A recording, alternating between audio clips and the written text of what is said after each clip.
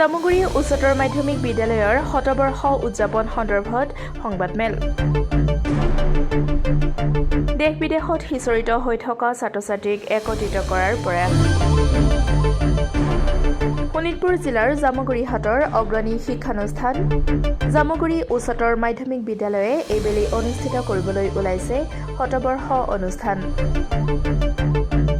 এই উদ্দেশ্যেৰে আজি বিদ্যালয় প্ৰাংগণত শতবৰ্ষৰ বিভিন্ন কাৰ্যসূচীৰ লগতে প্ৰাক্তন ছাত্ৰ-ছাত্ৰীৰ সতীৰ্থ সন্মিলনখনি অনুষ্ঠিত কৰাৰ সন্দৰ্ভত এখনি সংবাদমেলৰ আয়োজন কৰে সতীৰ্থ সন্মিলন উপকমিটিয়ে।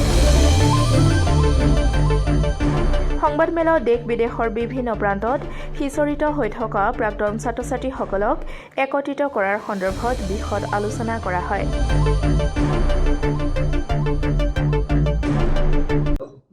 জামুগুৰি উচ্চতৰ মাধ্যমিক বিদ্যালয়ে ইতিমধ্যে প্ৰায় 100 বছৰ গৰকিবলৈ অহা 2025 জানুৱাৰী মাহত 100 বছৰ গৰকিব।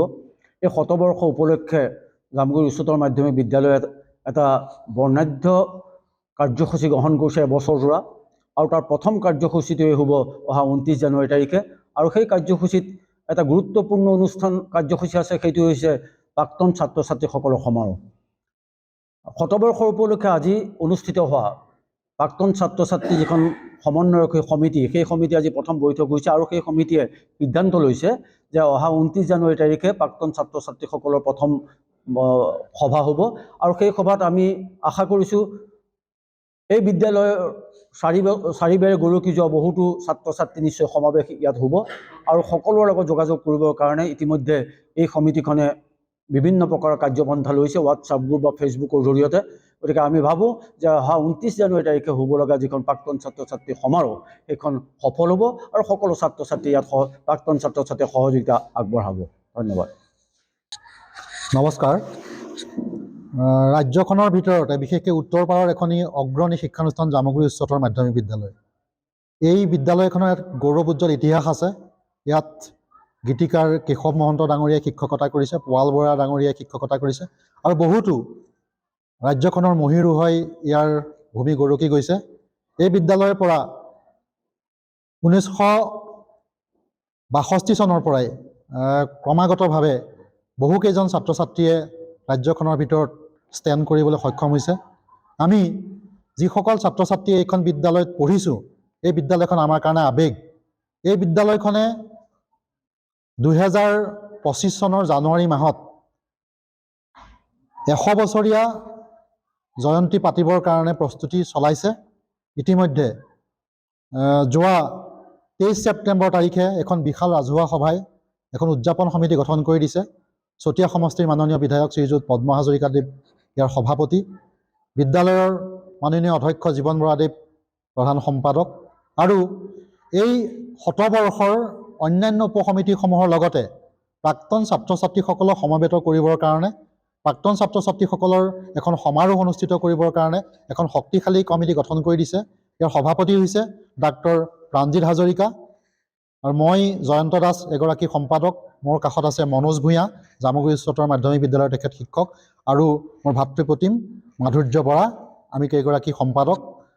এতিয়া ৰাজহুৱা সভাৰ সিদ্ধান্ত আৰু ইয়াৰ প্ৰাক্তন ছাত্ৰ-ছাত্ৰী সমাৰোহৰ সিদ্ধান্ত মৰ্মে অহা 29 জানুৱাৰী তাৰিখে প্ৰথমখন সন্মিলন মাত্ৰ আৰম্ভ হ'ব, আৰু সেইদিনা পুৱা পতাকা উত্তোলন হ'ব, সাংস্কৃতিক শোভাযাত্ৰা হ'ব, আৰু তাৰ লগতে এখন ৰাজহুৱা সভা হ'ব। আমি আশা কৰিছোঁ যে এই 100 বছৰ গৰকা বিদ্যালয়খনৰ যিসকল প্ৰাক্তন ছাত্ৰ-ছাত্ৰী, এই ছাত্ৰ-ছাত্ৰীসকলৰ বহু হাজাৰ ছাত্ৰ-ছাত্ৰী সেইদিনাখন ইয়াত সমাৱেশ হ'ব। লগতে আমি প্ৰাক্তন ছাত্ৰ-ছাত্ৰীসকলক এই অনুষ্ঠানটোৰ লগত জড়িত কৰিবৰ কাৰণে এটা পঞ্জীয়নৰ ব্যৱস্থা কৰিছোঁ। প্ৰাক্তন ছাত্ৰ-ছাত্ৰীসকলে 100 টকা দি পঞ্জীয়ন কৰিব, আৰু ইয়াৰ পৰৱৰ্তী পৰ্যায়ত যেতিয়া আমাৰ মূল অনুষ্ঠান হ'ব 2025 জানুৱাৰী মাহত, তেতিয়া আমি বৃহৎ পৰিসৰত প্ৰাক্তন ছাত্ৰ-ছাত্ৰীসকলক সকলোৱে দেখা সাক্ষাৎ কৰি লগ হ'ম। বৃহৎ আকাৰত সেই অনুষ্ঠানটো হ'ব।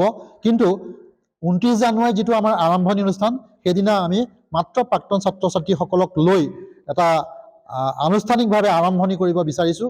লগতে সমগ্ৰ বিদ্যালয় পৰিয়াল অভিভাৱকসকল বৰ্তমানৰ ছাত্ৰ ছাত্ৰীসকল শিক্ষক শিক্ষয়িত্ৰীসকল সকলোৱে আমি একত্ৰিত হৈ পেলাই অনুষ্ঠানটো আৰম্ভণি কৰিম যাতে এক সুন্দৰভাৱে 2025 চনত ইয়াৰ পৰিসমাপ্তি ঘটে সেইবাবে এইখিনিতে আমি আমাৰ এই সমিতিখনৰ তৰফৰ পৰা সকলো প্ৰাক্তন ছাত্ৰ ছাত্ৰীলৈ আমাৰ বিনম্ৰ অনুৰোধ এটাই যে সকলোকে ব্যক্তিগতভাৱে ইমান কম সময়ৰ ভিতৰত লগ কৰা বা যোগাযোগ কৰাটো সম্ভৱ নহয় যিহেতু বৰ্তমান ছ'চিয়েল মিডিয়াৰ যুগ সেইবাবে সকলোৱে যেন সামাজিক মাধ্যমকে ভৰসা কৰি আমি যিদৰে আহ্বান জনাইছোঁ সেই সামাজিক মাধ্যমৰ জৰিয়তে যাতে আমি নিমন্ত্ৰণ জনাইছোঁ সকলোকে তাত যাতে উপস্থিত থাকে 29 জানুৱাৰী তাৰিখে কোনো যাতে কথাটো নধৰে যে আমাক যোগাযোগ কৰা নাই বুলি পিছৰ যে আমি এবছৰ হাতত পাম সকলোৰে লগত আমি ব্যক্তিগতভাৱে যোগাযোগ কৰিম মাত্ৰ 29 জানুৱাৰী দিনাখন সংবাদ মাধ্যম আৰু সামাজিক মাধ্যম এই দুয়োটাৰ জৰিয়তে যাতে সকলোৱে আমাক আহি পেলাই সেইদিনাখন উৎসাহিত কৰে তাৰ বাবে সকলোকে আমি নিমন্ত্ৰণ জনালোঁ ধন্যবাদ